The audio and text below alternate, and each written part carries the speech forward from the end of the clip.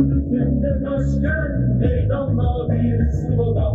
Büyük şeytanları kahrol Amerika, kahrol Amerika.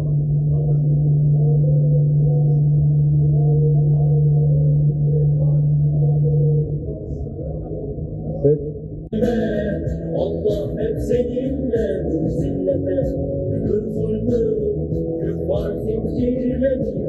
Çağlara güneş olur. Kıvılcım sabrı düşer, gönüllerde umut düşer. Alnı secdede yükseldi. Avansın, gemiler, avansın, vanalar, avansın, gemiler, avansın. Kahrolsun Amerika, kahrolsun İsrail. Kahrolsun Amerika, kahrolsun İsrail. Kahrolsun Amerika, kahrolsun İsrail. La ilahe illallah, İsrail lanetullah. La ilahe illallah, İsrail lanetullah. La ilahe illallah. Bismillahirrahmanirrahim. Ya eyyühellezine amenu ista'inu bis-sabri ve's-salah. Vermiyor. İşledikleri cinayetleri aynı zamanda 2 milyara yakın Müslüman dünyanın değerlerini çiğneyerek şımarıkça kayda alıp yayınlamak noktasında da korkularının olmadığı görülüyor. Onlara bu cesareti ve özgüveni veren şeyin geri kalan dünyanın 3 maymunu oynaması olduğunun şuurundayız.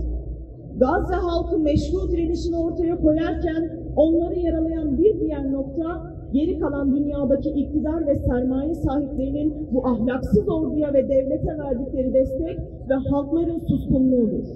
Katil Gazze'de ateşkese ulaşma ümidi gerçekleşmedi. Refaha yönelik kapsamlı bir saldırının yolda olduğu ilan ediliyor. 100 yıla yakındır kendi topraklarında uğradıkları zulmü dünyaya duyurma noktasında çaba sarf eden Gazze halkı, bulundukları coğrafyada Müslüman kardeşleri tarafından tarif edilemez bir yalnızlığa mahkum edilmiş durumda. Mübarek Ramazan ayında havalarda uçuşan, oturuyoruz, Gazze'de hayvan yeminden yapılan yiyeceklerle hayatta kalmaya çalışan insanları görüyoruz. Sahura kalkıyoruz, denize doğru atılan yardımların peşinde koşmak zorunda bırakılmış binlerce kişinin acziyetle çırpınışını izliyoruz. Her gün korkunç şekilde yaralanmış, feryat eden, yardım isteyen çocukların, kadınların, erkeklerin görüntülerini izliyoruz. Yediğimiz sıradan yemeklerden, yaşadığımız mütevazı hayatlardan utanır olduk. Çocuklarımızın yüzüne bakmaktan haya eder, hicap duyar hale geldik. Gazze halkı açlıkla mücadele ederken işgal devletinin sebze ve meyve ihtiyacının %55'i Türkiye'den karşılanıyor. Gazze'de göğüzdeki bebekler elektrik yokluğundan hayatını kaybederken zorlu holding İsrail'e elektrik sir alacaktır. Açlıkla boğuşan çocukların kaybettiği tebessüm, İsrail'le ticareti ve siyaseti kesmeyen sermaye ve iktidar sahiplerine ve tepkisiz kalan halkların kalplerine ve vicdanlarına bir ok gibi saplanmalıdır. Gazze içimizdeki yara değildir. Gazze, insanlığa dair son umut ve son kaledir. Filistin kutsal işgal altında yaşasın küresel intifada. Filistin ölüyor. Gazze'de çocuklar açlıktan ölüyor. Ey Rabbimiz! Yeryüzünün ezilen ve zulme uğrayan halklarına, özellikle Gazze'li, Filistinli kardeşlerimize yardım eyle.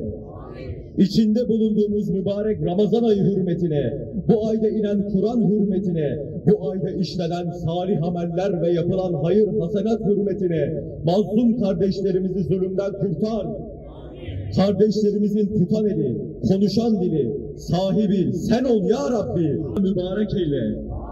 İşgale uğrayan vatanın nasıl mertçe savunacağının en güzel örneğini sunan yiğitlerin gücüne güç kat. Şehitlerinin katında ödüllendir. Ülkelerini özgürlüğe kavuştur. Onların birlik beraberliğini tüm ümmete ve tüm vicdan sahibi milletlere örnek eyle. Siyonistlere aman vermeyen Filistin'in yiğit ve direnişçi erlerinin, İzzet'in Kassam, Kudüs seriyeleri ve diğer tüm mücahit gruplarının bilek ve pazularına güç ver. Namlularına isabetli kıl. Savaş meydanında kazandıkları cesaret ve izzetlerini masa başında kaybettirme.